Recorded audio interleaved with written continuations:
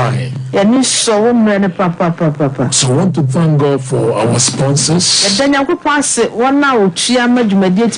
May the Lord bless them. Thank God for our team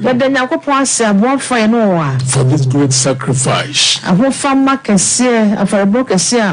May God reward you all. Let's have a word of prayer.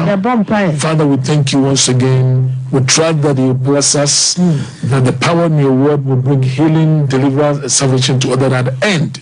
We'll be careful to give you all the glory. In Jesus' name, amen. Amen. Yesterday we talked about how you can be preserved by the voice of God.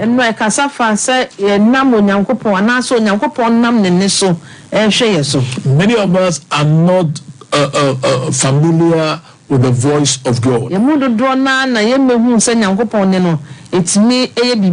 Sometimes we pay money to people to go and hear God's voice and come and speak to us. But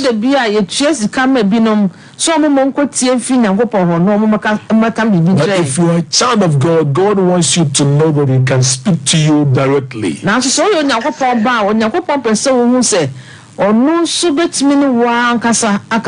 God has a different way that He used to speak to us. But the most powerful one is through His own word. The voice of the Lord is the communicator of dominion to man.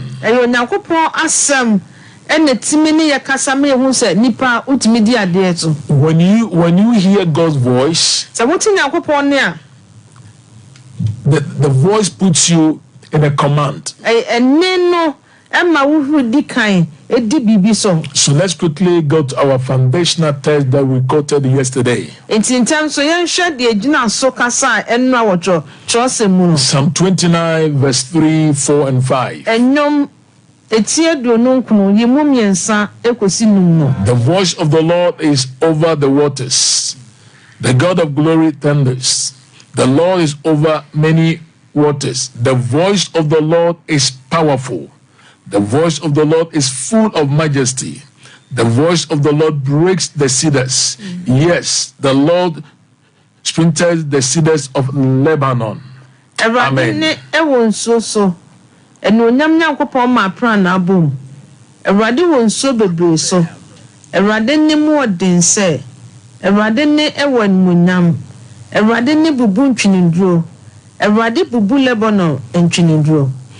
In this verse, we see that God's voice brings change in our lives. In the life of Abraham, it was the voice of God that puts him in a command.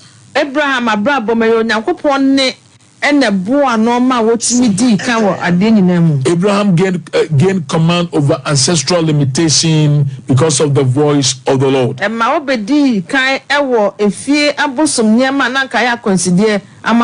Because of the voice of the Lord, Abraham escaped calamities of his family.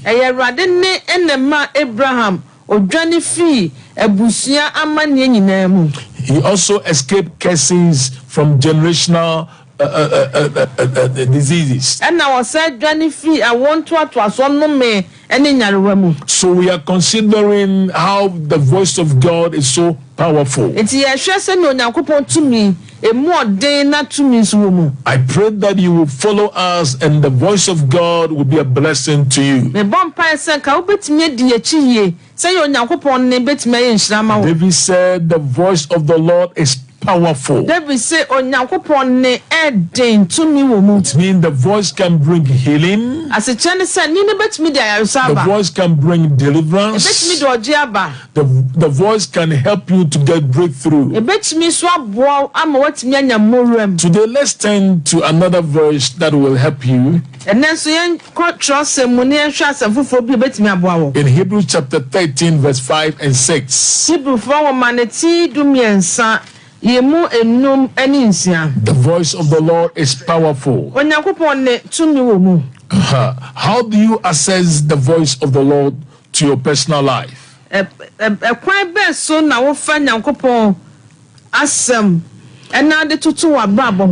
And God will help us if we have enough time. I'll give you the keys.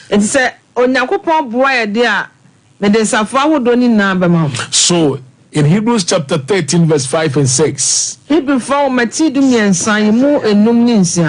he said, let your conduct be without covetousness, and be content with such things as you have. For he himself has said, note it well, for he himself has said, I will never leave you nor forsake you. Because of what God has said, then we can boldly say, the Lord is my helper. I will not fear. What can a man do to me? Amen. Na mom pray de mo woso efiso no na aka se minyao na nso mempa wo da hye ne so ono na aka se minyao na nso mempa wo da na maye de nam ka se awurade ne mebuafo minsuro onipa betuma ye medien. So we are going to consider these two verses, how powerful the voice of God is. Enti ha ye behwe ne hu kwa nyankopon ne. Then tomorrow we'll consider in verse 6. So we boldly say, the Lord is my helper. I will not fear. What can man do to me? We live in a time that we are afraid of people. But if you engage the voice of God for your preservation, then you can boldly say, what can a man do to me? May God bless you. Yesterday we talked about many products of the voice of God. Or what does his voice do? We said the voice of God dismantles affliction. The voice of God transmits power. The voice of God breaks barriers and dismantles obstacles. The voice of the Lord brings potentials to birth. The voice of God brings peace and dissolves anxieties or stress. The voice of God terminates fear. That's why the author of Hebrews said, the Lord has said he will never leave us nor forsake us. He will help us. Therefore, we will not fear. If you say rather na kase won nyaye na won paye eno so nti ye de nam na kase yenso. Hallelujah. Amen. The Lord had asked me to declare to Amma Edichua. Onyakopon se men kancha Amaduchua. The Lord said, hallelujah. Amen. There have been some ancestral curse upon your life. But right now the Lord said he had delivered you from all these curses.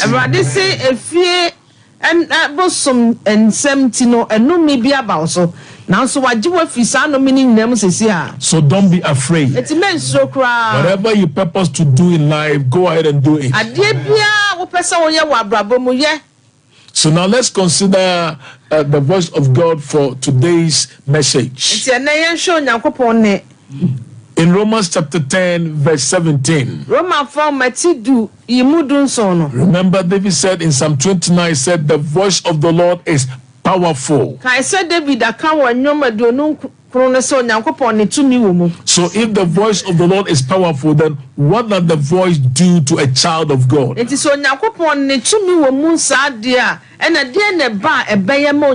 The book of Hebrews also said that what God had said, we can boldly say it. And also in Genesis, the Bible said that, and God did to Sarah but what he had said. send your kind. May God do to you what he had said. It was so doing your papa can't will be an onion sample. That's why David with all boldness said the voice of the Lord is powerful. When Tina David could do any nam yakase when your papa to me woman. So as we continue today, it's a bright trust. What does the voice of God do to a child of God? A dear no Yakopon nebeye Emma on Yakopoba. In Romans chapter 10, verse 17, Roma from Matidu Imudun Sono. Apostle Paul is encouraging us to know that the voice of God is so important in our walk with God. I has also my for Paul is saying, cry, say, a behu say, on Yakopon near who here, Yanin Yakopon Antino. Hallelujah. Amen. The Lord said, I am opening new rivers for you. When Yakopon said, or bought a quine atso, a sumo at the amount, and I said, a pumama. Just ask me to speak to you. On Yakopon said, would there strano, no casal. Hallelujah. Amen. In Romans chapter 4, verse 17, Roma from Matidu Imudun Sono. Apostle Paul says, so then faith comes by hearing, and hearing by the word of God. And after Najidi Frasem no Tiemo, na Otieno Sunam Christo, who was Samson Eba. I believe that sometimes God uses prophets, evangelists, apostles, pastor teachers to speak to us. Najidi so Yakopo, ya no nam Nankua, Eddie for a Chefonia, Sempaka Fonia, Cheche, Foto Casache. But I will suggest to you, or I will encourage you these days, just go by the word of the Lord. Now, so commission Christ and say, dear, ya Boran Yakopa Semuso. Because the Bible said that for in various times the Lord spoke in time past to the fathers by the prophets. Was it baby a tremono? No, Namadi for so Casane Maho.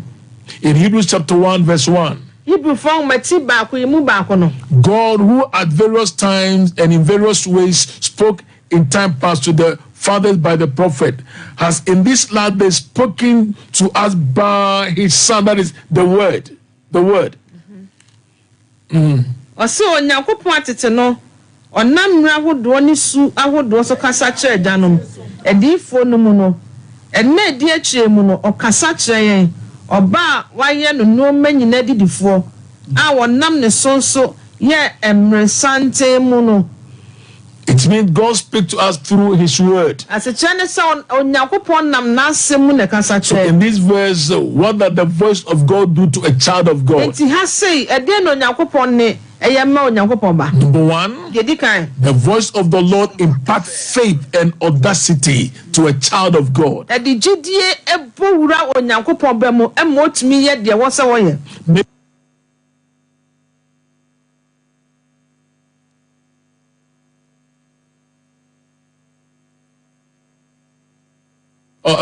Faith and audacity in you. Because of the voice of the Lord that Apostle Paul heard. He said, I can do all things through Christ who strengthens me. David also heard the voice of God. He said, the Lord is my light and my salvation. Whom shall I fear? The Lord is the strength of my life. Whom shall I be afraid? The voice of the Lord imparts faith in us. So let me encourage you. It's time to hear God's voice. I will repeat it every day. David said, the voice of the Lord is powerful.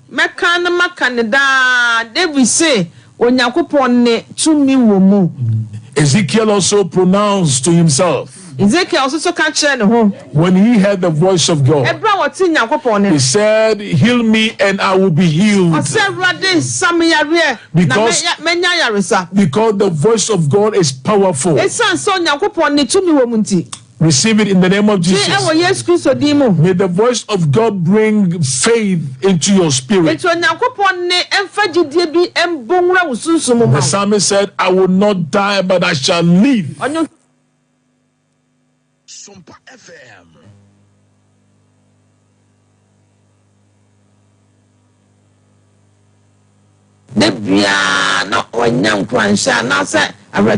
When everything was against him, he boldly said,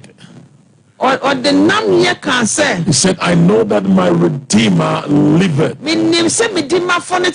So the voice of God imparts faith and audacity. May the voice of God bring faith into you. We live in a time that people are afraid of demons. Oh, they are afraid of witches and wizards. But if you depend on the voice of the Lord, it will impart faith and audacity. May your faith be increased and strengthened. What are the voice of the Lord do to a child of God? Number 2, the voice of the Lord clarifies the future.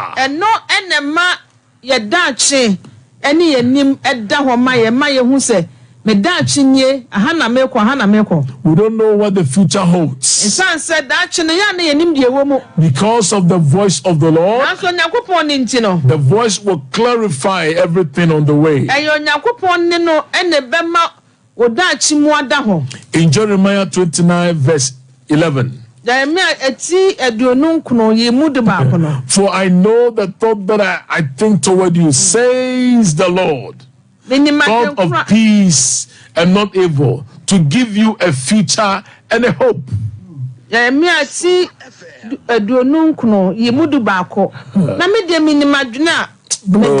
Glory. So I prophesy to you that the end of your life will be peace. The end of your life will not be struggling. The end of your life will not be disappointed. Because Jeremiah said, for I know the thought that I think toward you, says the Lord. Says the Lord. So the voice of the Lord qualifies the future. When you read the Hebrews chapter 11, Moses' mother hid Moses for months. Because she heard the voice of the Lord. And the reason was that she hid Moses because Moses was a proper child. And the mother saw from afar what God has said about the boy. That the boy will be a prophet. He will deliver his people from bondage. For I know the thought that I think toward you, says the Lord. Thoughts of peace and not evil. It is not the will of God for you to die soon. You will not die before your time. Because the Lord has said it. Once he has said it, he will perform it. Once he has said it, then we boldly say, what can the enemy do to us? May God help you. David said, the voice of the Lord is powerful. Amen. Amen. Number 3, what does the voice of the Lord do to a child of God?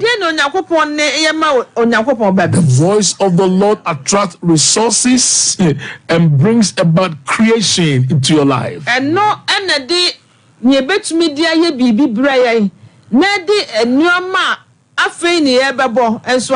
Oh, receive it in the name of Jesus. Amen.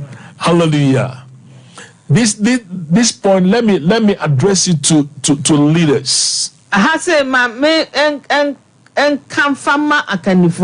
I believe when people come from abroad to support your ministry, praise God for that.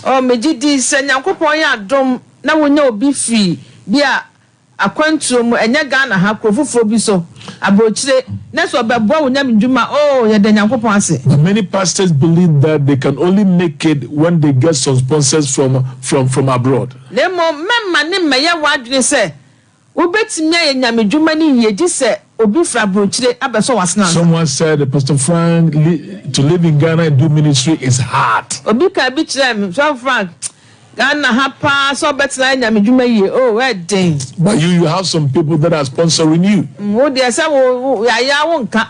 And I said, my secret is the voice of the Lord. And I'm saying, me de Nyankopon ni o. Yes. Nyankopon ne eni mehintasem. And some also said that as for Pastor Frank, he's a car dealer. Obi si so Frank de otonton ka o. Me, if I do business, no one comes to me to buy things. So thank God for that. Me kwa me ka se me yakro obi meto, e meboka. So the voice of the Lord attracts resources. Eto Nyankopon ne eba pe na afei e de ni ebetimi dia ye bibi brayen. Some people asked me recently in America, they said, Pastor Frank, can you show us how to prosper in the ministry? Obi so bisa mo America se sofo. Ubetimi a kire ye kwan ye betimi afa so adi ye pa wo nyamedwuma. And I said yes. Nam say ane. The first secret is that and nam say de di kan say if God had sent you, so Nyankopon na asoma wa then he will supply for you. And no na betimi de ama wo. Because Jesus told the disciples, he said Yesu ka kire suafo no. He said, when I send you, bibi hia o. Did you lack something? Yesu osoma wo ma bibi hia o. Ntu obusa na suafo say me soma mo no bibi ko hia mo na. Imagine Judas among them. Now the wa hwe say that time no you da ka wo God had sent you, He will supply. Just hear the voice of God.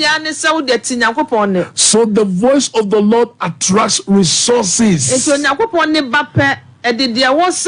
I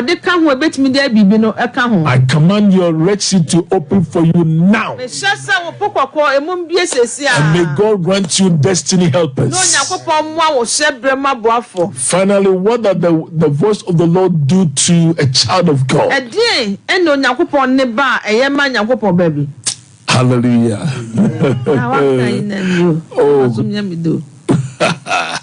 Which one? The can't say better no idea what you know. Oh, okay. How to? I can give you 7 keys to prosper in the ministry, but not now. Not now. The first one is if God had sent you, then you can prosper. And Tizana, you bet me no, I ba hold your benson. Naka no mom bear me answer. It is a pretty idea or be at the Bemay. Yes. The Modi can says rather than ask my quandia and near or the bedroom. My team have asked me to talk about how to prosper in the ministry. And see, my boyfriend no mohano. Almost say and Cassam Fakwa Befaswa. It bet me dear when I'm a Jumu. You see, years back, I thought that to travel outside the country is the only way that you can prosper in the ministry. Me make a beatomeda. Me say na me dwuma sefo frosa na na ye me na me nim say utu kwa brochie nkwa na nyam dwuma betima ani. Oh, I struggled to get fake papers to get visas. Enti na me pre say nkofo pre ne ya kopa nkrata enye no kura de kopa visa no. Finally, I ended up at Osu police station. Enti de kwa wie kura ne say metimani na me na Osu police station. If God had sent you, me say nyankopon na asoma wa, He will bring the resources. Enye wo de wo hia ebema wo. Thank God. Oh, when the time comes for me to travel, Americans invited me to the embassy, and less than 5 minutes they gave me a visa. And chakra and I'm a visa name bibia ye crado and also me to now by the grace of God. It's on Yakopon. I travel all over the world. Met me akobe bia metu kwa bia me pe bia and kratasam.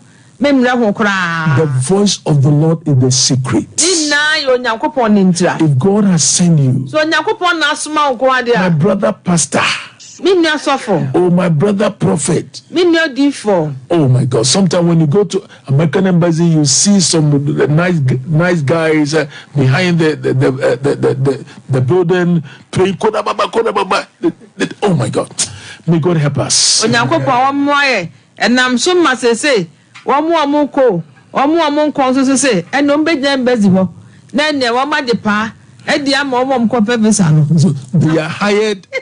Oh, so when you go for the interview, you have a prophet standing behind the building praying so that when you come out, you pay him. And see, Yahoo, for you on the Jumano or dime busy. Yan fan say, be a mere.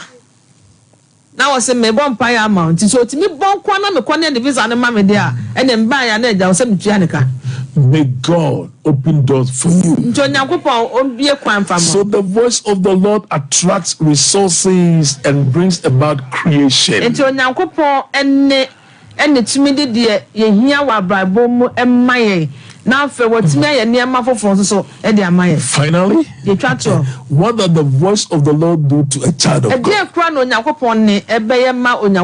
The voice of the Lord confers dominion. And no, and pemu to me it means it makes you authoritative.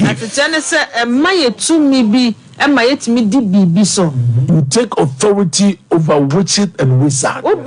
To me fee bonny and penny near to me dear bay for near bay bon samso. So don't be afraid. Don't let people tell you would. I see in the realm of the spirit that you won't die. It's member obi now.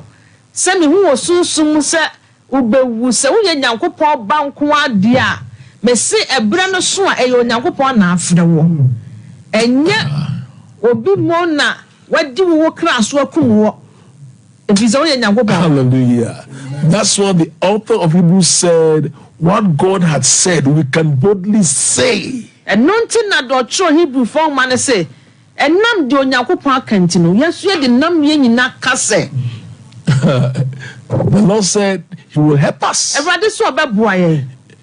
If God said He will help us, no one can destroy you. May the voice of God confer dominion to you and your family.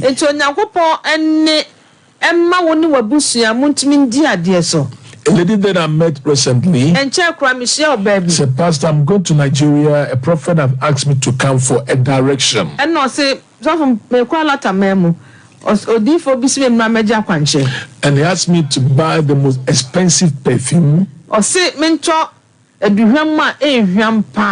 most expensive soap.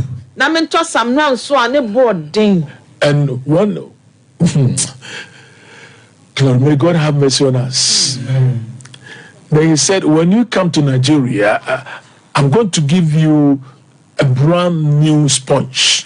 Or say onto a duhamwa ne boarding, enter samina ne boarding. There's a balata menma, no man is a mono.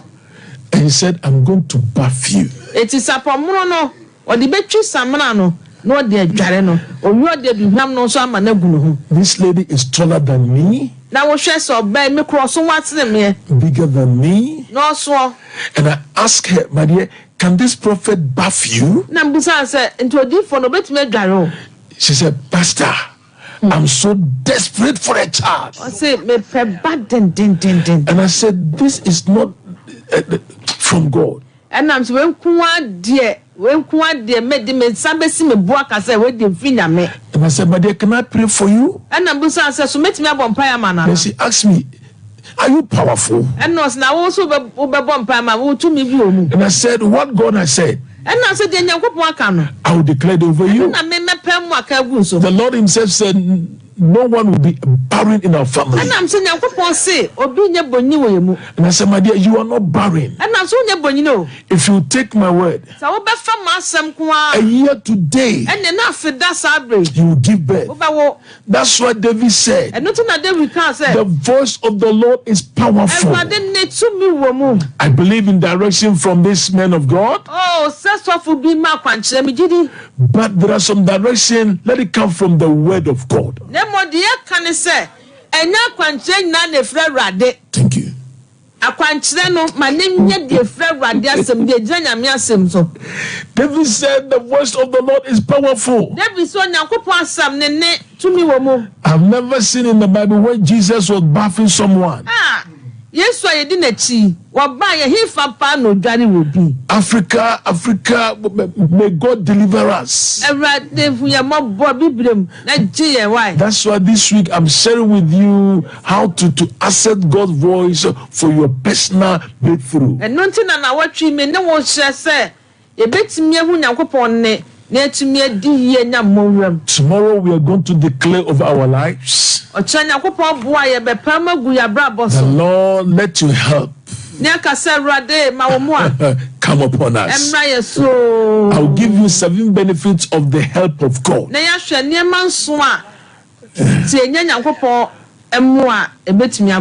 When God help you. I say, when God help you.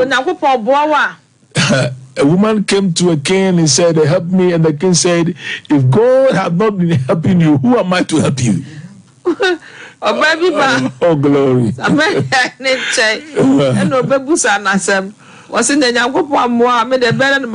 It means it's only God who can help us. So may the voice of God attract the resources to you. May the voice of the Lord clarifies your future. And may the voice of the Lord impart faith and audacity. And may the voice of God terminate fear. And may the voice of God bring peace and dissolve anxieties or stress. May the voice of the Lord bring potentials to birth. May the voice of God break barriers and dismantle obstacles. So for the next few minutes, I want us to pray. So Lord, let your voice break barriers. And let your voice break barriers and dismantle obstacles. And let your voice transmit power into my life. Somebody, you were weak for the past days. The Lord said, by my voice, I'm transmitting power to you. There's a brother, they call you Uncle Kojo. Today comes the end of your struggle. Today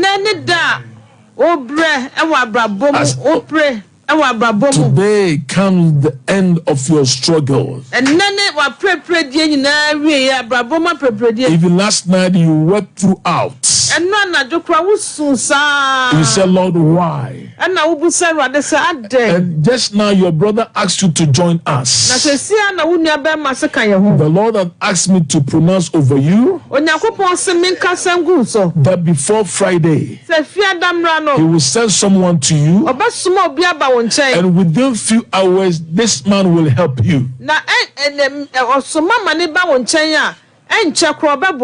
May the voice of God bring peace to you. Receive it in Jesus' name. Auntie Vero, you've been diagnosed with cancer. The voice of God is transmitting power into your body now. And I command this demon of receive to disappear. Receive it in Jesus' name. So let Pastor Ima, Pastor Niza lead us now and say, Lord, let your voice break barriers and dismantle mantles in our lives. Okay,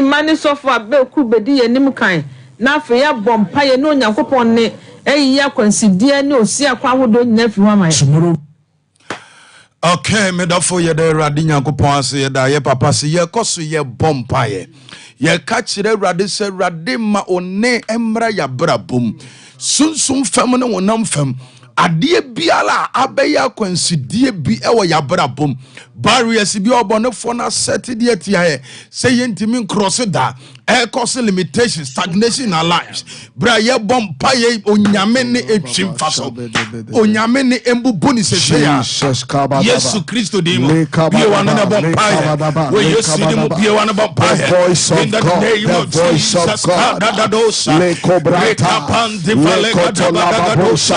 In the name of Jesus, Father, in the name of Jesus, let your voice break every barrier, every limitations in our lives. In the mighty name of Jesus, the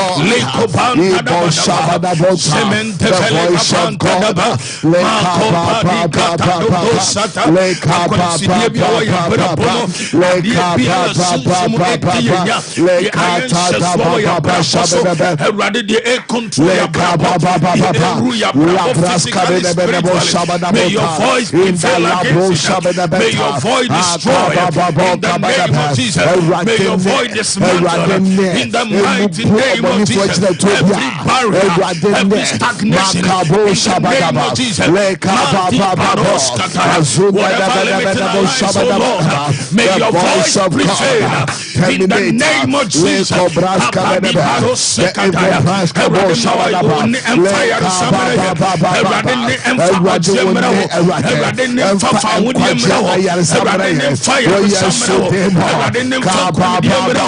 In the name of Jesus, make the voice of God prevail against the voice of the enemy. In the name of Jesus, may the voice of God release you. May the voice of God set you free. In the mighty name of Jesus, the voice of God, the voice of God,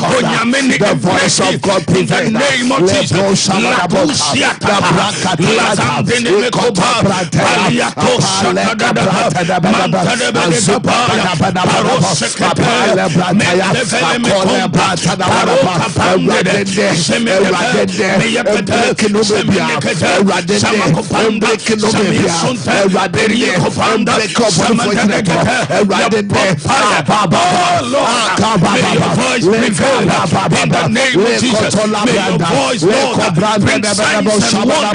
In our lives, oh Lord,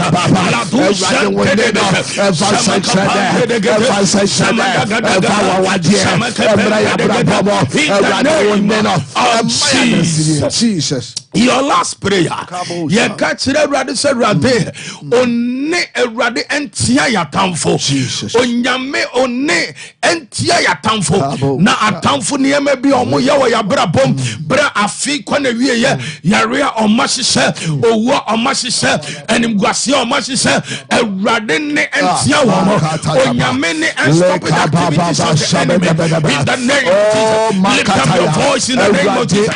Say, oh Lord, may your voice, Lord, in the name of Jesus, stop the activities of the enemy. Any plot of the enemy, Lord, against us, any orchestrations of the enemy, Lord, against us, may your voice be released in the name of Jesus against the plot of the enemy.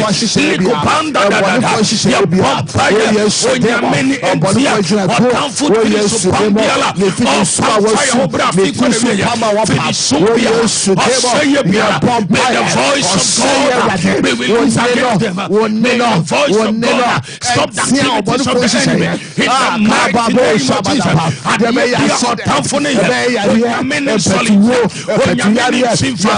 In the name of Jesus. Erade Yesu demu na mebompa Jesus beja erade o ma ehye o ma etie ye bawoni erade obi biala obonsama to ahye so ode yale ekanim guase amane oseye ye bompa ye se erade so some say your voice break the cedars. Father, in the name of Jesus, may your voice break every activities, every plot of the enemy, every attack of the enemy, every orchestrations of the enemy, whatever enemy has done against your people. As the year comes to an end, we stand by the power of the Holy Ghost. We destroy it in the name of Jesus. We destroy it in the name of Jesus. May your voice bring deliverance. May your voice bring peace. May your voice release your people from the hands of the enemy. In the name of Jesus. Awurade yɛ dawase Kristo Yesu dimo ɛna yɛ bompae amen ma asaka se confirm asofi ma yɛda yɛn papa so ase for say ne de bi o ma no kwan Nyankopɔn nam no so kasa kyerɛ me no mmienu anwumei nyame nhyira tim ne nyinaa asofi ma Nyankopɔn nhyira no ma adom ne ngosra na nyɛ kɛse no so fo abi Nyankopɔn nhyira mo na angosra no enye kɛse me mo akonya na so afrɛ ne mo yɛ numbers ni 059 2727307 059 2727307 Sabri afrɛ for no mumre ni 0551 931 931 0548 931 931 0551 931 931 0548 931 931 Mr. Ofra na watwe ho e dey free radio na say TV ne ho enso so e dey amame na ye din komo 0551 931 931 Nyankopon so ndwin kan. Hello, good evening. Macho, good evening. Din ba bia kasa free. Macho, yes, I'm a Kesewa, and a Kesewa, I see you. Kesewa Macho mean you. Macho, yes, you may be any. But when TV for almost 6 months, my Kenya maintain or more country, so that they say, and be a quiet mammy, not before that this year the end. I mean, okay. Guess why you bompae? Eradi Yesu demo na me bompae me peja kesewa eba wonim. Ejume bi Eradi nani eda so se obeti wo mon kanase ye befre no. Enne sunsun fem ne honam fem de aye akwansidie biala enne ye yefri wo Yesu demo.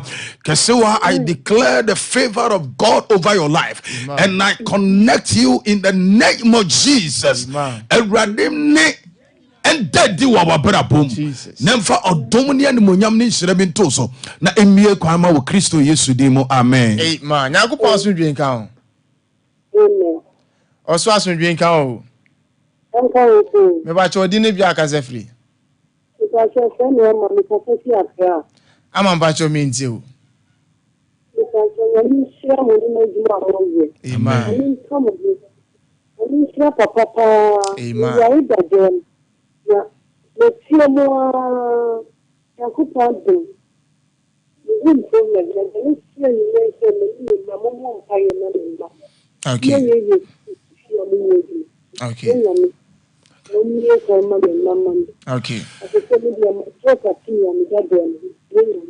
okay Eradi Yesu dimo ne ye bompae ye peja madam amma eba wonim Eradi won sem na yaresa efriba so some say your voice break the cedars.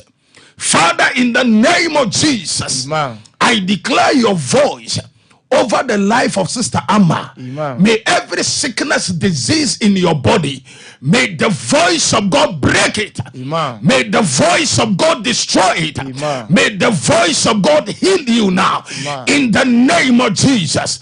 Stama me bompaya ma wo mame do manu Yesu mojem. Erade mie kwan ma wo ma. Nyame favor bi ento mo so. Na Erade hu omomobo. Wonyi omabrabo mo sankyerene wo Yesu Kristo dimo amen. Amen. Nyankopɔn asundwen kan ho. Enkan so. Mbacho di ne ba bia akasa free.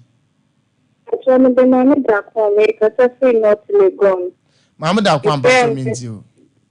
Ese ne tezi Nyankopɔn shram bebre ne duma pa mo ye. Amen. Na asema mo di de bia e boa ye sisanye. Amen. Na me se Nyankopɔn shram bebre. Amen. Ase friends ama. Mbacho na amada kwa. Erade ye peja amada kwa eba wonim. Afi kwa na wie ye Erade ma wone enkasa wona brabom. Ma wone mfamwa ne yedie ni asomdwe mre no. Ma wone Erade emu bu na tamfo. Ma wone empam na tamfo. Na ensini ye we Yesu dimo amen. Amen. Nyankopɔn asundwen kan ho. Enkan so. Mbacho di ne ba bia akasa free. Tacho family na je kasa free kan. Na je mbacho me nti o. Nyame nsiramu. Amen. Entila papa so. Amen. Na ewa bi da musinti kasa papa bompae de mama. Okay. Jansumaye. Erade chro sam se wo mantam piam ne yenya yaresa. Already the book of Psalms says you send your word and heal our diseases. Openyini me bompire with Yesu Christo demo mao. Baby, wherever you are under the sound of my voice, may the voice of the Lord bring healing to your body. And I curse every sickness. Amen. I curse every disease. Amen. I curse every infirmity. Amen. From the crown of your head to the sole of your feet. In the name of Jesus, whatever enemy has planted disease in your body, I curse it. Amen. I curse it. Amen. I curse it. Amen. I curse it. Amen. Be healed now. Jesus. And may the voice of the Lord bring healing to your body. Amen. I set you free by the power of the Holy Ghost. In Jesus' mighty name. Amen. Amen. Nyankopon aso drink out. Hello? Hello, what's aso drink out? Hello? Me ba twa mete won kan o di no ba akasa free. Oh, maybe today. Traffic camera. Me ba twa me nti. Wo di ni bi o. Today. Me ba twa me nti why. Ye ti o. Oh, yeah, Antikasa, why? Oh, on some friend. Nyankopon aso drink out. Hello? Oso aso drink out. Amen. Me ba twa di no ba akasa free. Oh, me person now hello? Me ba twa udi ni ba akasa free. We so aso no wa kan bi nti udi. But you make a question the chef. Oh, okay. Sophie man ba twa bompa man. Eradi Yesu dimo na yebompa epeja obey ekiro. David is woman and nisu chere me pa hina ne mu afiri beba. Ne mu afiri wo asafo Erade osoro ne asase yefo. Erade mesre wanim moa. Amen. Wanim adoye ne moboruhunu. Ema obey. Amen. Ma woni enkasa wona brabom. Na emfa emwa mre no. Yesu Kristo dimo. Amen. Amen. Nyankopon aso drink out. Hello. Oso aso drink out. I'm coming show. But you didn't have a free. But I told me the Esther is free time. Esther Bacho mean I'm too. coming show. Esther mean too. Why? Me patrol me papa so mom pay mammy member. You are finished me ba. Interview sir. Young fano. Wako interviews upon interview. Young fano. This rather says I didn't money favor and turn so. Now or interview be for Juma, young Swano. And I mean so disappointment ame. Obi promise me so the money kaya Juma. Ebi some renaissance no wa can send the day. Miss Rara dear so Miss more papa more by your mum. Just my Eradi Yesu mi peja Madam Esther ne ma eba wonim. Amen. Through some say because of the anointing the yoke shall be broken. Burden shall be lifted. Eradim shion sregu ebusua yi so.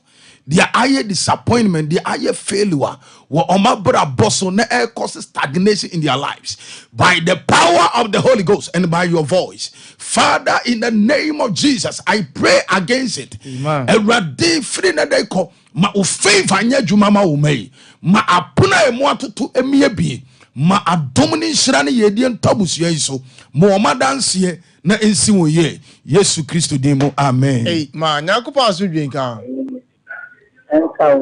Mbacho mane so ma mudi ni bia akasa free.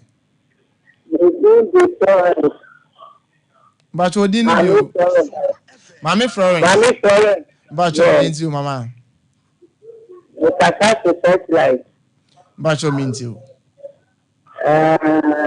Mi yare o na mi na wese hospital bae. Se ni mo nto mi. Ye bia ni so ye so ayento. Mati jina suma ya why? Eradi Yesu dimo na me bompa e peja ma me Florence ba wonim. Eradi mfa ne nsankan. Eradi tumi nya kese wo so. Eradi mfa ne nsankan. Yare bia atiagu so. Matthew chapter 10 verse 1. Osina Eradi Yesu fresh ya for no omomo awofini ahomere so to me and me bompa ye wo Yesu Kristo demo se ahomfi bia a show so ahomere bia show so yare bia ete so and ma domi se emfre wo so nko it declare onyame favor wo so Peti yes moja wo so se no me bi a hye wo so emfiri so nko efiri na ekọ de oton aye beto efiri na ekọ ebesi wuye we Yesu Kristo dimo ana ye bompa amen. Ma nyankopon aso dwen kan mbacha odine bia akasa free What's mbacha odine ba bia akasa free Hello. Oh mbacha meti won kan o Mr. Stephanie Bogoto. mbacha menti odin Mr. Stephanie Paul, no man, no can watch that in the okay. Nancy, Yali, have a son at 3 Urban 50. What is 15 years in it? My power was right, but the 4 years of spell. Until next time I'll come and come up with it. Amen. Okay. Just my Erade ma wo ne enwura wo beya brabom. Amen. May the voice of God penetrate through your body. Yare bi a show chi na onyame ne enclear. Amen. Onyame ne enyim firi ho. Amen. Onyame ne mfa yare samra wo ne padua. Sane ne padua firi yalem. Sane ne padua firi yalem. Pai oje ne fa wo de ma. The Erade Yesu man tampia sawo yade. Ifiri na dai ko yale a wo de achi 15 years. Efiri wo su ko wo Yesu Kristo dimo. Amen. Hey ma, me ba cho fam wie. Oso asundwen kan. Hello. Hello. Oso asundwen kan. I don't counsel. Udine bia akasa free na am last caller. If I say a film, I could say But cho akasa free hen. But I'm going to say a crap. But cho menti o. But you're my way, my young one. Okay. Just my Stagus ya bompai. Erade Yesu wodimo ne ye bompai. Wasam sisi ye so wasa for erade obesra Yesu so wasra aduane so na obe yare afiri mu. Ye hunu bonyini ne wopon wa yasase so. Ene madam akosia wo Yesu dimo bonyini ye honhom embreaking free wa brabo so. Me bompai ma wo se erade mie wo yefunu. Afeda se na erade mie fa wo yefunu ba enkere. Yesu dimo ne ye bompai. Amen. Hey ma, so you ma. Okay, ebusia for ye da erade ase ye da ye papa Apostle Frank osei ase onyame asema ode abrɛ mi wo gidie sɛ enwumre asɛm no ede ogye ene fa hodie bebrɛw fi so obi a ɔte nyame ne nyame kasa ne ho bia no ɔyɛ ne ho nsɛnkyerɛne nyame yɛ adom ɔkyena ye bɛba ye time no eye nonum pepepe 5 p.m. na Apostle kasa owia ye bobom pai yen kai say nyame yɛ adom ɔkyena communion service inti ba fa communion bread and wine ebra ye kyira kwan ye wo Kumase Patase police depot no echi anasa hwe kyira kwan free Kwadaso estate last stop Kwadaso estate last stop uduru wa taxi station na wa bisa taxi drivers no omo ebe direct obade hia ne se fire number no se ne be ya ba ho na wa yira na bibinti betimi afre number ne 059 27 307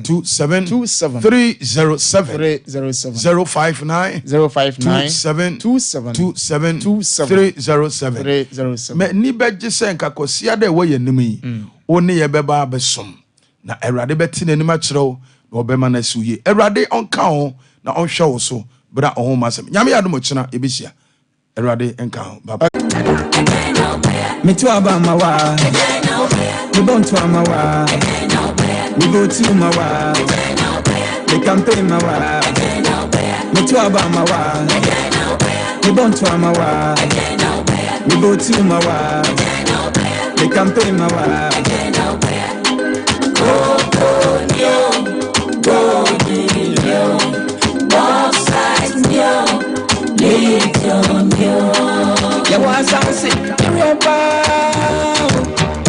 Nenso ya krakra imu say tata si she na she wo me contractor 40 lawyer 40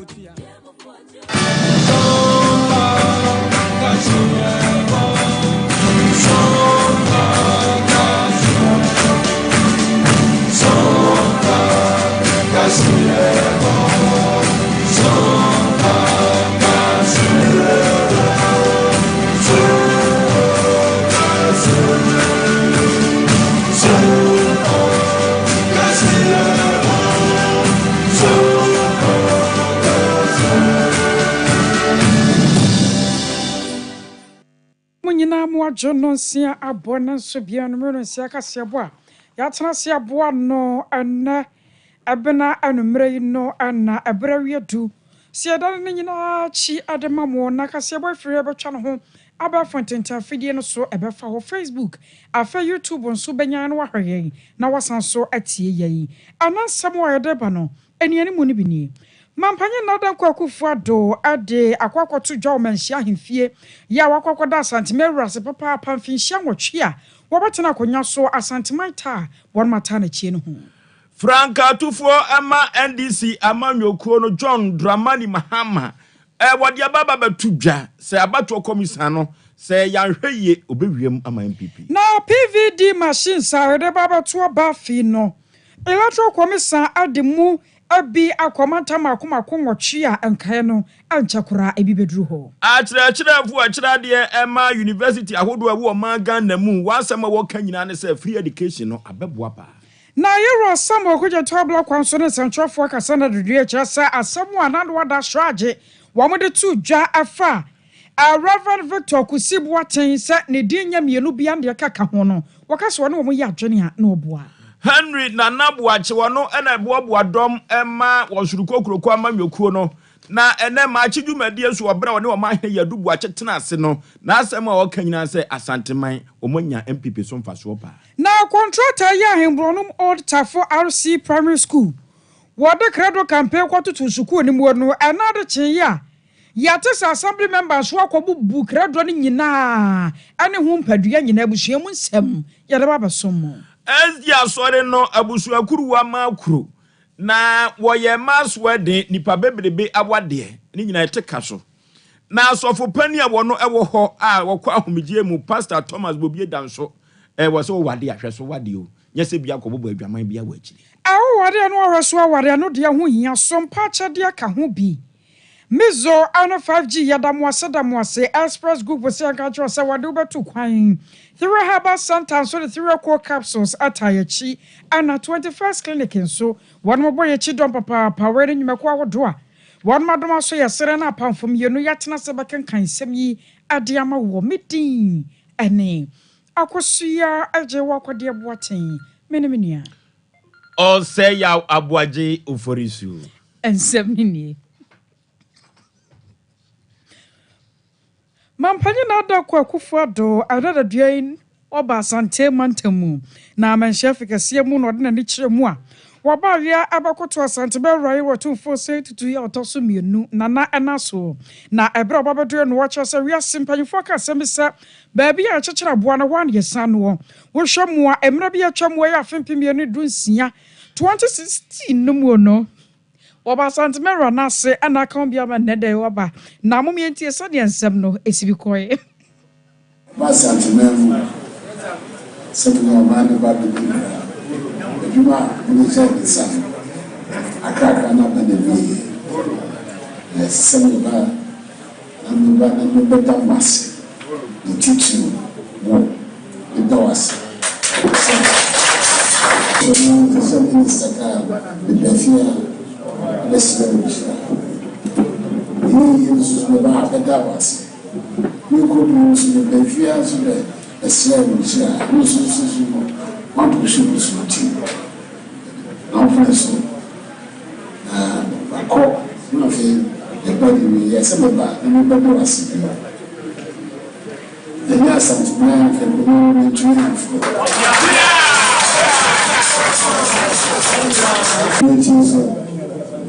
Boa me ema menua me ayi ino se asema dana police ino de me den nyina na bitu aka wa bonte e bi wo wa ene na boso a enye dabo chokwa bisi na be banana e 15 years chokwa obeju na before now appointed as chairman of customary committee, only young Dabura and Nayi. Some of those fed pipeline and supporting season. Many Brussels and the other board. You said, no, no. I was aware Ghana man penny not done quack for no brow one nine or common chef Cassiamua. One near what take her on a brow and woman swa Santa Mara, you were 2 What also be a no shia yana wadana seer, something she am watching ya Santa Maya Tana Chi ya Doma Buono, Ama Namembo no ayada da so one say when it be a can say. Ebra ke yamana fra konya so no wade Santa Maya na seer at the brayin. Na anwachi no Santa Mara. Year 2 ya watoso mienu afa sa kwanya no so ekasa atra se dia waya no kura na so ni keke sanse nyama mpanyine bi ya na betena kwanya so no wosode ya wobehunu se asanteman ata na chi enti wode ne die asan so ade abra wo mti dia waya nyame anim ni na ne aso yie pa Mampanyine ya menu ayuku ni wo se medana se papa nye ni pa nyinara ewon kaye anokra o peso obedi man so oba ha besre essential me yeshira na so wonko fie nan na dikan no edidi nkuta ho pi emu kwada na nyina oba anadwo bia na yadi ho nkomo yafa ho adwene no odeko enu so ye na wosa ye so obesa atoa so so sabre na yare covid ne yira be mama sikasem nyina ya basa ya tutu Ghana mem oso obesa atoa so na mse ko na nyame be hira am wato am se hira ya ne odi abedru ba bia wadru enfie nwatwe nipa bi adi ne hwa moda du ba bi na din enso osi ne bo so obeye ne nyame adarma ehu ahoden empire ye boma so benya ahoden de awie ne nyina ene ne ode ti he nyame adarma ode asoma bedru na emre no ya beso afi wo bekra ye ni bibia se ye ya obedi ade se ya watimi awia bedru se ne ye mfa na se menyame Yamfa na se amanyame wai aya Santa Mara otumfo se tutu ya wotoso mienu Die Ghana mamra de tumi ahye no nsa se wonhwe abato so ewo mamu ha e abato komisa na efiri 1992 Ghana yato aba ya de kokromuti na nso ama Ghana wafa ne ntampa fira bo asundue mu na efiri pinu ene aduenu na Ghana kwansi ani akato ene bro eno ti obi ebonto anento obi ebo ne se yanto abamfa abano memano na Ghana onko enko nanim na nanimu a wo kon Ghana nye so oba be monche no obi aso oba be ma Ghana fo nyina ho ahenha wo mo na omampani John Dramani Mahama mampani dada wono ne frankatufo ema NDC amanyuku no chini amanyuku no na wo kopie mu wo sekadi abato mpasu aso Western region na abra wogina paso na ne wo ka ne sempa se Ghana fo nto aba mfama no na asem wo ka ye nyina ne se Osrukokuroko amanyoko no aba bedada Ghana fo pantiam wo mo bongalate miento aba mfama wo mo omoba kura mi video mo ka sika kura no de be ma asefa koto aba kura no agidi ento aba emfama no na nasem wo ka nyina ne se sabre no abatu komisa waya na adwene se enwiamu kama ene obewia de ama MPP na ne nwiamu no ebia bedadi se wo de wani echirem ewo Gomua East abatu mpesu aso finfin mantamu a Osrukokuroko amanyoko bi enipa bi a wafa wo mo ede wo ma hye abato komisa dwumadie ni mu no eno ene kwa kire se abato no mayo madwene pa se o mu be wiam no mu wiam a o mu wiam ade atia o ma John Dramani Mahama eno sa de ompre kura eno nti no man Ghana obi anya na adwene se 7 December ye kwa akoto aba no na se de Osrukokuroko amanyoko no wadi Ghana fo nhwambo no mu obi anto aba emfama Yebie yeni ne hwe abato ni ye evise yebetimi ato abapa enso na akrofo bi awia abano ene amehwe my whole video be from Gomua East omonya recording I chere say abra isi efa enkrofo ombehwe abato ejuma no MP baako ene omopenifo de omo members MPP for baako 65 ede koma EC penyin bi ene odi omo ka ho enti se nipa no and a T police station. What did he say? Obama Abato na ye Frenchem. Etina Debia Yaka say there is a collusion between the EC and the MPP to rig the elections. And we have that evidence from Gomwa East. I say audio no ho. Ombemo my etie. Now you expect to say EC enya sa nipa 65 na. I was so mu yomo. Omampani dada John Dramani Mahama Frankatufo Emma NDC amanyoko na yekotie no no sa to aso biem na asem wo kan se wasuruko kwa amanyoko no kampi a wo nyina oye no akoda ne twiapia no de asina no anopa wore awia wore anwumere wore anadwo a wo koda so asina no a wore na sede wo si retwiapia na asem a wo kan nyina ne se John Dramani Mahama Ghana foto aba edemano aposifo a yafa wo mo adwuma na nsen atotofefe afi na kotofoforo mo ba nsuo mu no oba obeyi wo mafiri ho o se odabi meyi wo mfiri ho kura MPP for police for Umbeto Aba 2nd December yes special voting your police for omo recruitment just omo depot omo babe police just recruit for Omonenam and Omokachom says, NDC by a baby omedi. The person may more Shemusa and Yanokre. Yantese Omoba and near recruitment, military and police, on the Pamumina. Engineer Oma Jayom say, yet to sell mo, and to ye ba, yes, ye bear. Omampani dada John Dramani Mahama na asem wo ka che recruit fo ni nyina se wo mo ka mo akumanto mo yam no mo hwe no mo to abapa mo to no mo to emfama no ne mum oba onyu mo emfam firi ho.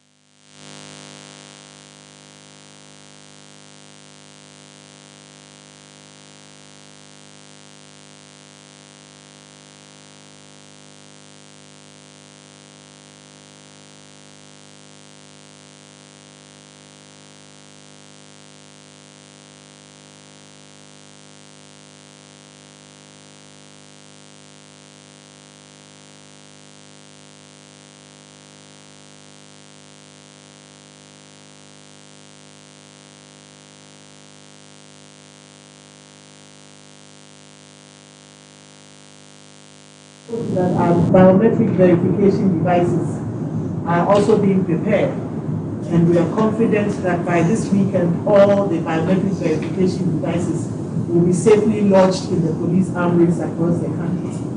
As we speak, we have over 8 regions. The biometric verification devices have been sent to over 8 regional armories, and they are in safe keeping there. It's important to highlight that the Commission has recruited close to 210,000 temporary officials across various categories, from returning officers to deputy returning officers, presiding officers, polling assistants in all the 40,900 plus polling stations across the country. And as we speak, they are undergoing extensive training in all the constituencies. We have training undergoing for all the categories of staff. And as a top-up, we have also developed some videos so that once the training, the physical training is done, we will disseminate the videos so that our staff will be able to refresh their memories and go through the various training programs that they have been providing. I was away electoral commissioner Pani Palma German San and what you know. Ana Dr. George Akufu Dampare ya wano aya posi wampemesi do wa magana mu wano so de kakrata to esra se we no kura na warma ye afra omo abedi ho adanse no wo so be ye do mbetumi bia se ne ba ya fi bambo mu nsem de aposifo be manam emu aben. We are aware of it because we have been working diligently with it, and in terms of our preparation for the benefit of the public and the generality of Ghanaians. We want to also assure them that, in fact, we are already, as the security agencies, in support of the excellent job that you are doing. And we will do all what it takes, and I repeat, all what it takes to ensure that this country continues to be at peace with itself. And in our readiness, Madam Chair, we want to also say that we will protect every Ghanaian and we will protect every stakeholder in these elections. And more importantly, we will protect you and your staff as they go about their constitutional duty of ensuring that the election is executed to the benefit of Ghanaians. So that assurance we want to give to you and to your staff for them to feel free to undertake their assignment without any hindrance or without any fear. I was aware Dr. George Akufu Dampare no post information do and I watch electoral commission say one would you media won't be no more a won't more be a son suppose if also a crowd say I feel bombono on bemium. Or my be an impuntual edging and woman so. Ne sa yonti na wo mampani na do danko Akufu ado wo ba no se Debbie Ghana for kwado be mo masua de na ne kaya yo ahodo wo so so ni nyina so bete yanko tena obi nchen yanko som no no ene unya akoda bia saa every say police no eye kama pa akoda ekosuku se de benya mintiri eni atwotwo wuro adensefo ne adokotafo no eno ti eno mampani na ado danko Akufu ado odi free education no eba ye na ene ye nanko sode a achirachirefo ahodo a wochira de emba wo university ahodo no a ye frɛ omo lecturers no brofo kasa na beka ne saa omo nhia mudi a omo kɔ ekodi ye was School of Business for University of Cape Coast UCC. Eho eno omo ka se free education no mampania na ado danko Akufu ado ene osunuko krokwa manyokunde ba ye no aboa Ghana nkoda no pa. Eno ti so omo gina ho no omo ka se free education anya na ne omo branya me pa. Na convener ono ene Professor Isaac Buadi ono ye Dean of Faculty of Agriculture University of Professional Studies ye na asem a woka nyina ne se atimi ababa babua ene sa yonti no ombetumi adi ho adanse and his Vice President Dr. Mamu Bawumia for initiating and sustaining the free SHS education program. This policy is a bold step towards achieving inclusive and equitable education, bridging the education gap between privileged and underprivileged communities. It is evident that policy has reduced barriers for students from low-income families and ensure equal access to quality education. The policy has helped to close the education inequality gap, thereby fostering a more equitable access. In terms of national development, enhancing human capacity through a well-educated population. An educated population drives innovation and contributes to economic development. SHS education is helping a lot of families break the cycle of poverty, which aligns with national development goals. A lot of benefit scheme was introduced. Skilled and educated workforce. This policy prepares students for tertiary education and labor markets, contribute to national economic growth. More students completing secondary school education can transition to tertiary education, enhancing university enrollment. Professor Isaac ono ena ye convener Dean of Faculty Accounting na je se ochiresika ho enkontambuo University of Professional Studies ono enknan ena ode sansem wi atudwa Ora Samuel Okuje to Black Choir North Tomra Sheba Johnny na bapemra bi atwam wo no wade asem kwada hrache ya na watcher Sir Reverend Victor Kwesi Boateng papa asa ne nsam kan bi ne nneoma bi nhada nko yie wo kitadimienu nipa ba akofo na won nkrata so na ebiem kura mpo National Cathedral no a abande sha asofo mpanyifo bi no nsa wo ma Ghana mu no sikadwetwere de bi ya fa papa yi ne nsase a jase ewo sa nhwemu tumi koso eno da sraje kura mpo de betu dwache se dimienu no a na yewra yi esusuo sa Reverend Victor Kwesi Boateng wokita no enya de asa nhwemu no warmo ye wo mu hu ye ewo kwan bi aso akan wo bi amansam trofo hyamude bi akoso amayewra Samuel Okuja to Black Choir and some trofo akasa etrese nyame nimnie Akwan ya ashoje fa so a won mo ye san hwemu no wakasa ne bojo soa no oboa sansa sane ye wode nsam ne bere wo mo na nka wo nim se wo benya daje na won watumi adom suko akohwe mo franchem ade mu muaye papa ba beto dwa no anya sa muaye ne mum na ene shraj ade beto dwa ahye asema odi aba a odi ato asofo akukuda ankanya president Akufo-Addo or mastermind this grand great Lutheran share and we will not be where we are today. In media, I put the blame at the doorstep. Any Japan said President Akufo-Addo for the accept Kesese earlier too. The softness. And President Akufo-Addo or no, and I say you blame him. Or no, I say or refund the Yasika MI. Say no. Shraj for air cassette. Project way not illegal from the beginning. Into demander, and he said, National Cathedral Secretariat, any board of trustees, as I said in Temara, President Akufo-Addo will dissolve it. Obian Gofi. Now, National Cathedral Secretariat Busomibia Omoji Aketia over millions of Ghana cedis. And you're unconscionable. One person will sit down. Now, say, we project no, if I will seek answer, and I assembly. Now, project no cost. Over cost wa at your foreman, at your basic. So, they are more relaxing, not more Jessica every month. And rest one, Messan Amamu Green Light said, Munkoso. Oro Samuel kuja to block one on way enough time Rasha Bijeni.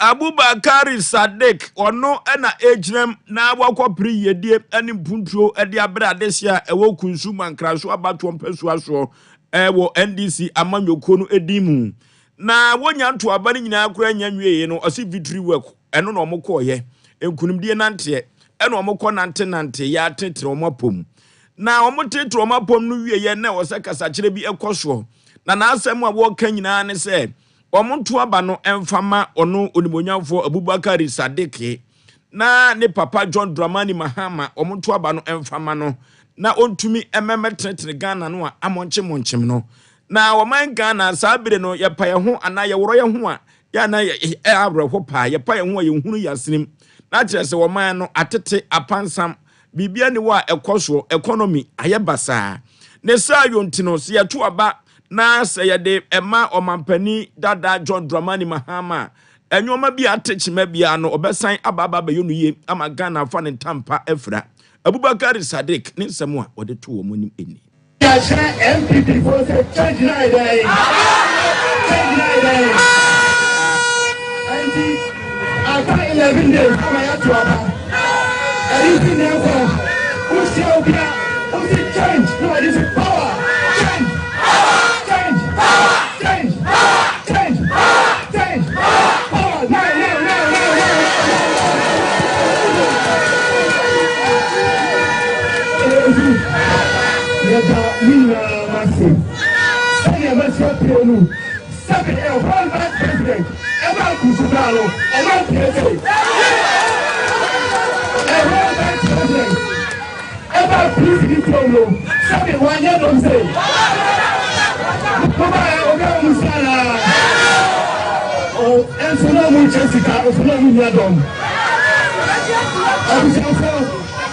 last week, you were trying to make Mama Osman never start off.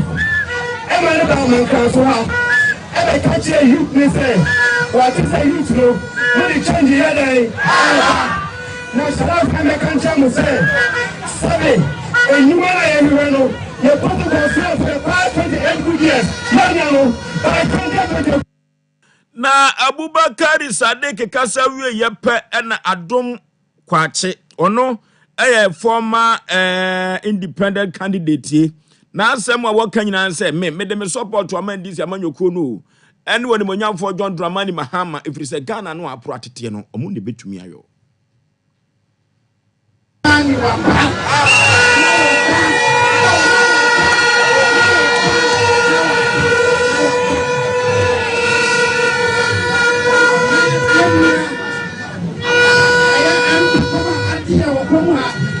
na yɛnyɛ power for power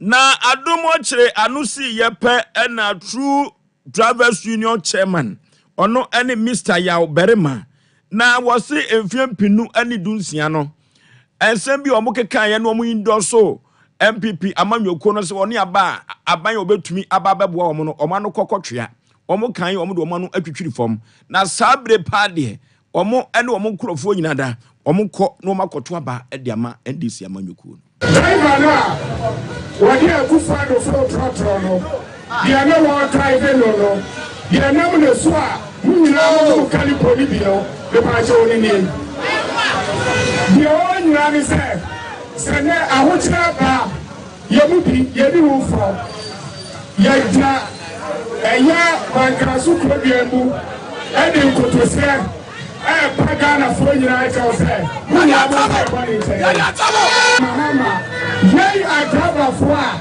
yɛdecide election no yɛde ne ba yɛto abama ne no wie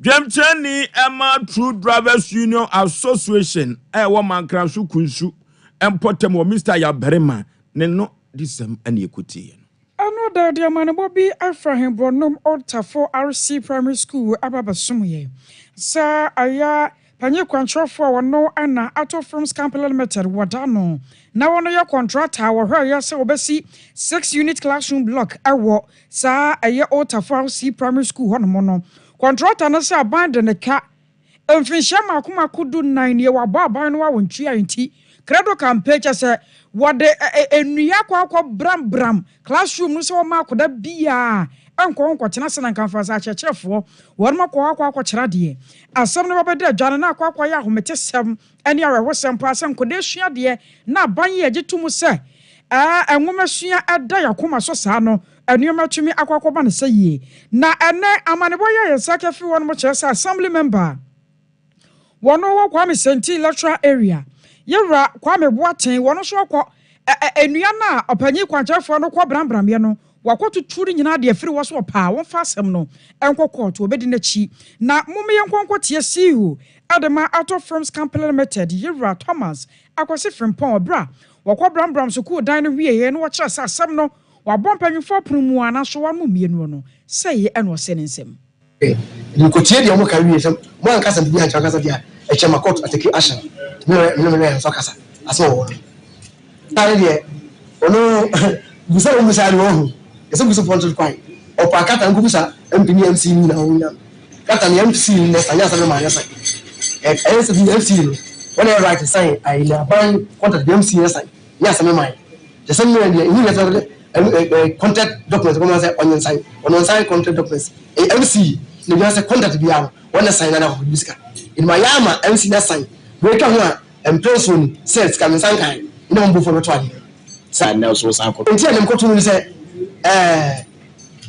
ebeze adena me tano me sign kama de no it is a 14 good years and kwala ko school dan 14 years na ba ntwa kaka entwa man ne me sa course nko to dani e wa ni ya go mo die so wo ni mra watene person so de na chance wey so me see that as abentry ko tumo nkasa wo asami na oni counter uko na kotu uko busa wakobie dia fa sika woni bie dai so me sika so eni de mo jire bie dai na uko bie na wo tia ka ayi contact ma ba contact ma na abentry ko tumo ti wa so ma ni yes bia Yowra Thomas kwasi from Pon no one contractor ko si sa classroom no watch as assembly member was wakwa bubudia ne na fanisi kama no na semfa na semonko ano chi no Yewra Kwame Boaten assembly member yo was Senti electoral area ono so kasai ba ma ba begudu ni se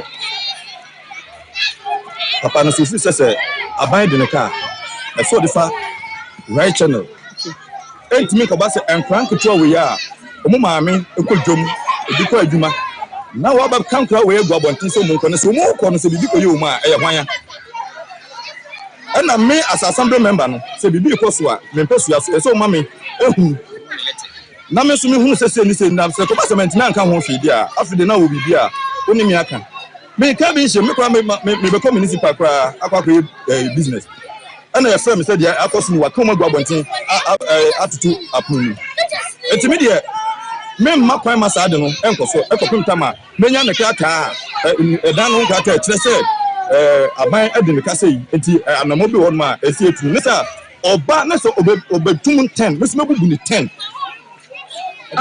me ma meeting pen ama me ne ba Adashia mo hoye wo TV no so no assembly member ana yete ne nka no na edan no a anase classroom no aye brambram no nipa wo brambram sa classroom no aye contractor wo si sa classroom ni si won finhia makoma kudu 9 nie na wo si aban twia ne kantine se wotim se finhia du 9 nie dia chapa enti sa aban twia ne kade afinso ye ba beto aba wan chance ma ba we fra konya so ansa e wo so brambram no na aban ene sika emano wo brambram no akoso ya Ghana agro ye ni so okọ America enkwade ko school kura na wo ka no eba it ambulance eba kiso so ho na enkwada ko schools makọ brambram pom na kan kwade si abonte de na posifo ye ye kurum hade ya asemo yentu akase ne so emfa emamo na ene anopa wa bra wo mahene ya dubu ache wotena se na wo manyina biase nyina ache no ade ache bia ena de oboabu adom ano edema wo surukokroko amanyokuo no na nabi one no enya enkomodie na enkomotwetwe ni mu a na asem a na nabi eka nyina ne se wo surukokroko amanyokuo wo ba ye wa ya ade pa enwoma wa ya ma oman Ghana no ye ka se ye bobo a eche wotwe hunwi Ghana fo nyamfaso enkanka asantemantem akra de na ne onekra enka efrises wakanse obobobo nyoma asantemantem ma wosukokroko amanyokuo ba ye waya ma wo mu a ene free education wate so mfaso pa eni padodo a ekosuku wa asantemantem ha no echen mantam ahodo bia na wo kan wajade wo se akwai be na nado danko akufo ado ba ye wonyeye ene asfalt na otwa bita so na kwai eye kama obehwe Sompa ya nima efiri he koma akro nyina na mfidie gusu anado danko akufo ado ne osukoko amanyuko ogusu awoyo enkoda nya adwuma ye hospital hodo a bwasisie no enya asem keto akra wa bra na nabi de oboaboa dom ano ema osukoko amanyuko no ono mahene yadubuache etwetwe nkomo no yenkotie bi se ye ka eye regional enya MPP so mfaso pa ya Ashanti region omahene me sha se free SHS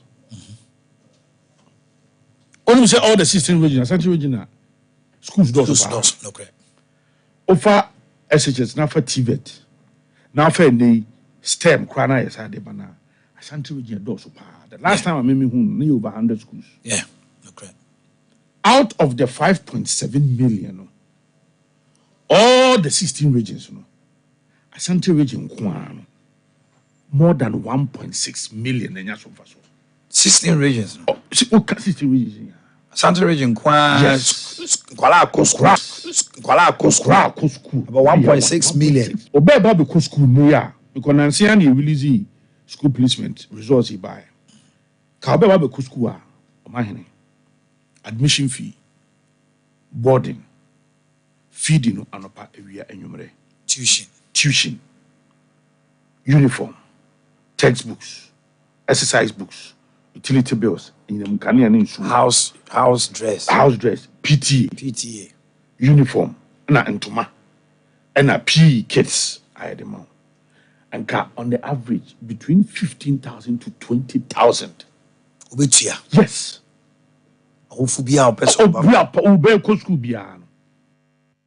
Henry Nanabuache ono enaboaboa dom ano edema osurukokroko amanyoko no ene anopa enkomotwetwe a one omahene yadubuache etwetwe ye no ena yekotie ye na Ghana photosan for Dr. Mohammed Amina Dam adia to Joshua Sankakra Ghana ya sa sori agina na so ye papa sa cha sa enuoma dwirigu a na no nkyira sa wawie ya no yankan no nyina adwurugu ye na fe kura ne yewunu ne hyehye yie ye ne oma ne yatimi ahyehye ma Ghana bibia akomu a enne yesikasam no asasore agina ne naso wose wohwemo pa no a baabia na wono adwuri nyina wo sha Ghana ye betumi atoto yesikasam akwa koduru no nyame adom so ye duru so ya ene nneɛma nyinaa kɔ yie nneɛma boaba fam Ghanafoɔ ho atɔ yi a yɛde ba bɛgyina so ato aba na yɛtwe ho soloku na wɔyi ayɛ tivido mantam mu sababa ana panyi kwankyerɛfoɔ hɔ yɛ a wɔne ɔmama no kɔkasa yɛ ya wɔde asɛm wɔ te sɛ yie ɛkɔto dwa. In the last 3 years, macroeconomic stability is fast returning to our country. We all can see the indicators improving by the day. And now we want to focus on growth, economic growth, which has also already demonstrated that the economy has recovered strongly. Last year, we were supposed to grow at 1.5%. We grew at 2.9%. Half this year, we're supposed to grow at 3.1%. We grew at 5.8%. The first half-year growth of 5.8% is more than the real GDP growth we recorded in the first half of 2019. I was a royal Ghana photo son for Dr. Mohammed Amin Adam.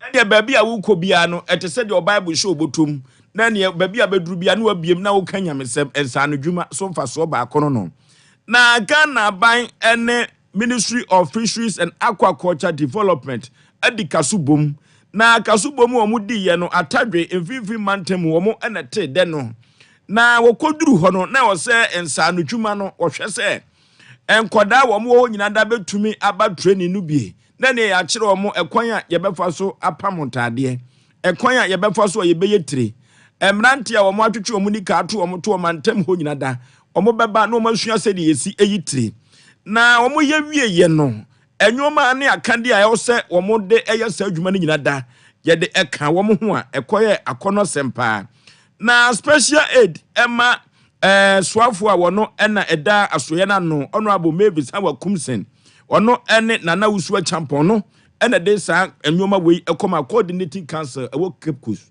ena ode nwoma yi ema wo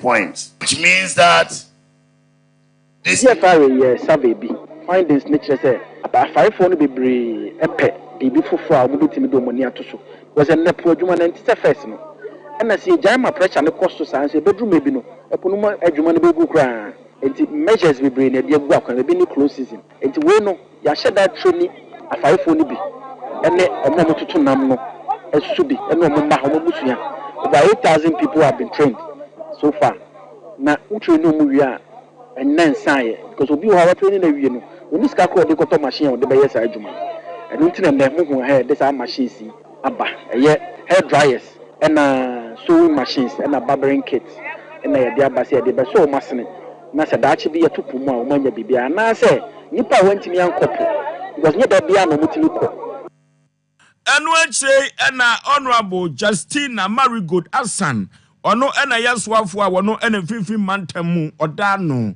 na dwumadie na so okopie ho ono so kasa kakra mama sayfo ye papa ma sayfa we nyu achi papa mo ye me de kese nyi de onye mbesi afo no guti na wo ma won tete na mmompo wo na wo ya fa dwuma wo kopo manyifo na wo pede wo sua azepam wo sua tiye wo sua tiye so wo nyina wo kan nti wo twa ne nipa bebre wo ze zama abada ye mfa mo ho na wontu mfenzi wo dwuma nti ese yati do papa wo fifi mantom ye nyu achi nti e mampenyin na bezichi ne ye mame ona bo ha kumsin ase papa Eni aye kotie ye honorable Justina Marigold Asan ono ena yeswafo ono ene hwemfifi mantam so na no akyei ena wona okwaje ntete omo so kyerɛ ni so ifibia no masoja enti no sebi mbesiama oho mbentiama oho na no so machines awe pedi suazi pam no US government so able to Ghana yemfe o train mbesiama. So I think it is one of the best things that will happen to our fishing industry. Epededa abundance yes. You kunum adaya otidi. Dama adoye yemun bida. Yesle yen ejabaten na yen na hawo kumsinde. Iyo jabe omene nyonje echi. Kanu mmese bibi ba ibi na mu na ngonu mpunu. Nutum woche no kukom. Ohwa abeni bi nye bi. Nno za akasa. Nti yesle be wo ma enwa onje echi ma baby also that no ko biara no wako Wana wakonya tete na sabre ya ye kase wanya nsa no dwuma na ode ebekọ akoye dwuma se de be ya onsa bekọ ma no omo na kire ni so a yekoti he. Through Herbal Center, the 3 core capsules atayechi. Ayakoko masete draw se ukoko sisi ya de wayem timu wono. Ebetu ase kroje de afri wono mo ansanso mabiem Christmas neba no. Abato anso ka ho. Ayere so paso ebeje yani. Enije na so ba no na wanya 3 core capsules. Se wo de be show hafa kakra.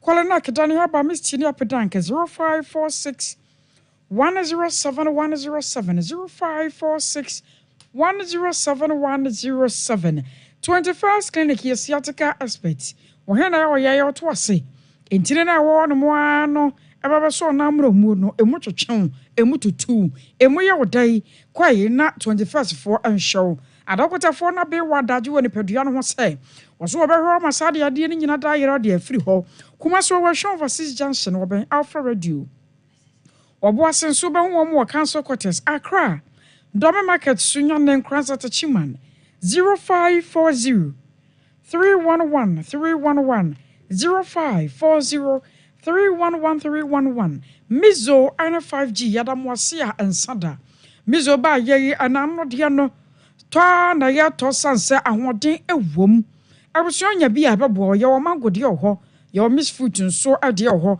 emu bia no kọ se wo pebia wonsa ebetumi aka Express Group nso de wo to kwa wase Canada, US, UK, Holland, Australia, New Zealand na kwai na wonfa wontu kwa no enko woya ma wa ma onkrata aba no abusua sekata woni ti o kuma se asafo labor runabout Accra Kana she first light 0249 00 0448 0249 000448 Sompa chade no nie Awusia fa wo de bra yan fe de mra yan kamom na nya befo dare dro yan che emo na wo anwa bibia ya wo de baba ya ji eye no ya ba je ne ada wase papa wo ko nkranza Ghana Commercial Bank dan ni musunya na Night Market Kumase ya ba no hotel mobile money ya homa no ye 0598 559 802 0598 559-802 Edini Yatawan Media Anasa Blessed Foster Ya jana we so na ya dan ya ho ya ba na akachi no ya beto so 21st clinic aye sciatica expert sciatica no o nerves na wo to ase na fa wo siremu na fa wo nansia besi ase ho no se ho techima eno ene ye fa ne sciatica na etimi bubu o to ase ka wo se dwe wo sirem wo je ho ba bia enye na no na 21st clinic ba ye adwuma pa wo mu yenti abaso bo magine wo Ghana ha ene amono ne enyasem ketewa wo mu gi international awards ahodo wo mu gi local awards ahodo na anu nso na wo mu bie the only sciatica research and treatment center in Africa bibrim ha no ebi ni ba bia gi 21st clinic nkoa wo mu dia bibiduro ene besa o yare no masa de machine aka ho yare sabia yare bia wutimi de ko ne mama ade ba ko a wo magidi wo mu pa no sciatica ena stroke nso de kwa diabetes ni hypertension ni ade Ghana ha ba bia wo mo ho 0540 311 311 0540 311 311 na 21st clinic wo mo sciatica expert.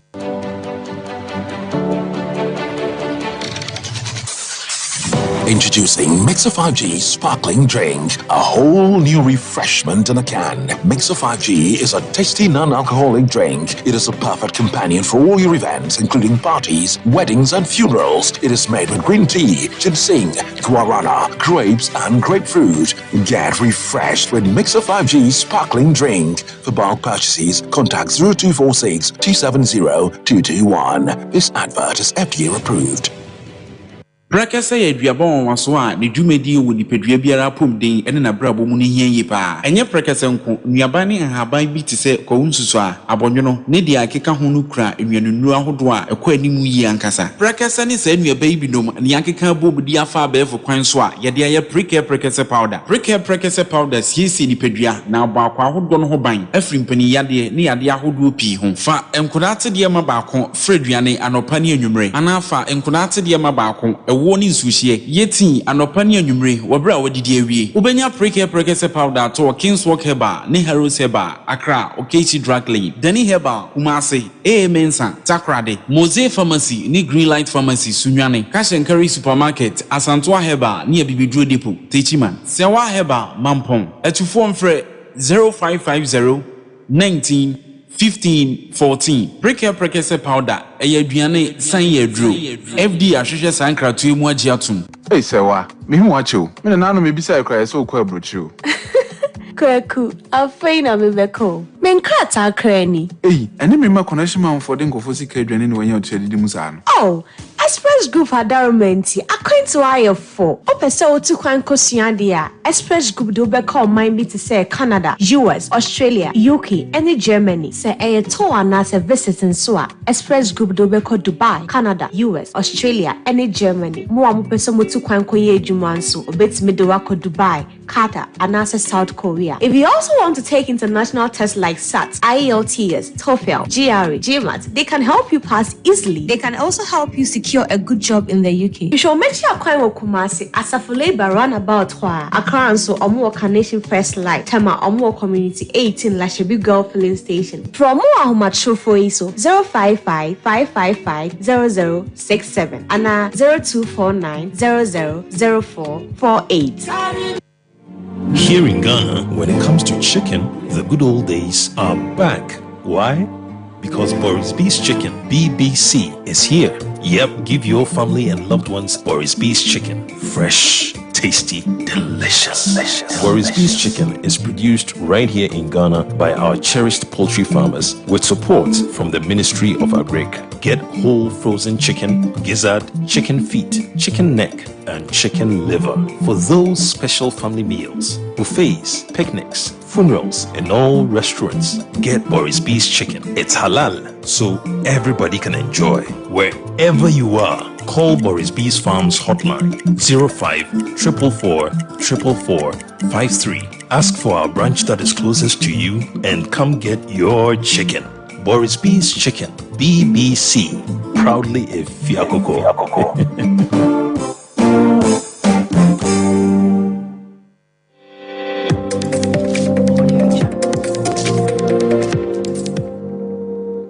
Sompa TV, Emma Aketiapa. I was sure them was some of Chamaya Quabayatoa and some no as so.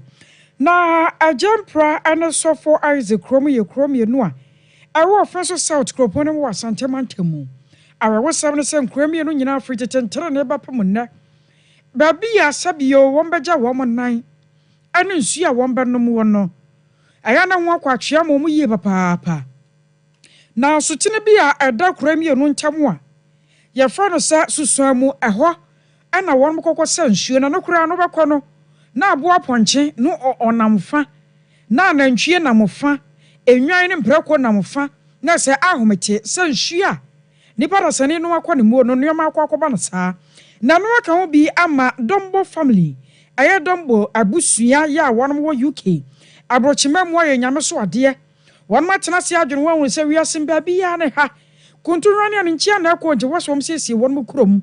No mukuro ye fe na won keka won man sase a won ma baba ya pipe bi ade ama ade hia won won kura mi enu sa won so nye no moy sane ye be na won num nsuo no ko mu a enhira kase baba won so na aka ho bi me ne yewura boache ansa David we assembly member e wa Jempra electoral area yana ne di nkomo ma wode na ase soronko ama abusuan ne ne ho kani na wo mo ye MPP ni mapa e wo UK ho ye hwe Dombo na actually said Northern People's Party o mumbe kabu muma yenya MPP no ne ba nimpon ka chire na yenu abema Jempra ni ba eware no nti o mubotai afi o mumma dwumadi bebre say dey support yewura bawumia na offenso mrahye badwani yewura wa ayopoku nti yedi nka present t-shirt be 3000 o mayasa aye games ama across offenso south na enya agrokra na wasadi project ahodo say enche nyambo ebna de na awhwe so o maya ye job training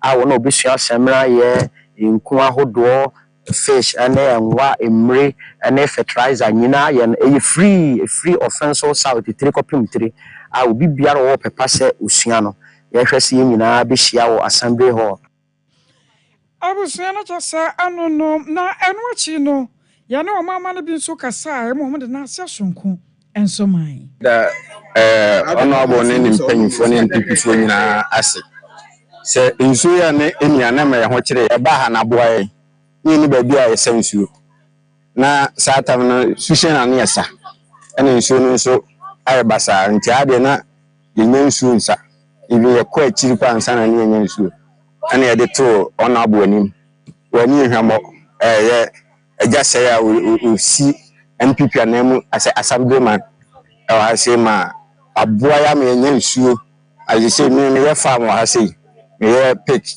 me ye poultry I was yana kyesa ano no yewura no ana ya tena nkan wono so yakoma ne bi enti wa ya pitch no wa kana nya pitch sa where ya emprakwa asam no wo kan enti ni nyina da ye agempra ye no awo feso south koponi afija kwa abere not mansiri wa asante mantem na adehia wote abijan wo mani abrese krodom ni nyina ne se ebi ase so obi babua mu agya na nte se wa ubegya firi se wa ankasa de e free range eno to masem o ka nyina ne se omo de omo babuabua omo ho na hoboabua ne se enipa hia fan club wo ena omo ate na omo dwendwene wo omo ho se de beya se ni nwa hia mo a obetumi de aboa no na bra wo mo epa enkuo no ho entoma na dwemtrani ema nipa hia fan club wo Mr. Simon Anaba edi tu dwa se sabre no omo ankasa ebetumi aboaboa wo mo ho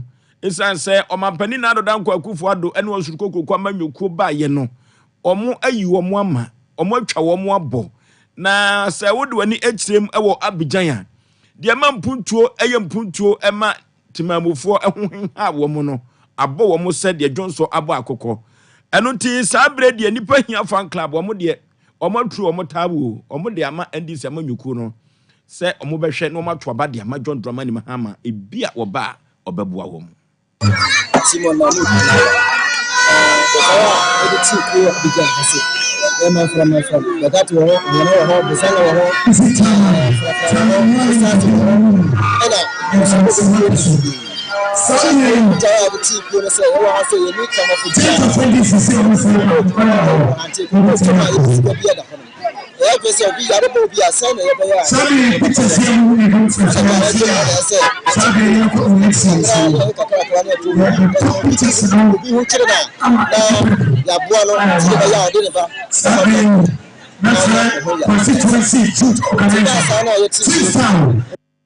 Demtani Emma enipa hia fan club wo Simon Anaba ne ena yekotie nanu akire no ena members ye omuwo ekuo no so no o hawo ne abena wo surukokoko amanwukuo eba ye wama wo mafam ewo Abidjan mpotem ho no yenkotie bi India Abidjan Abidjan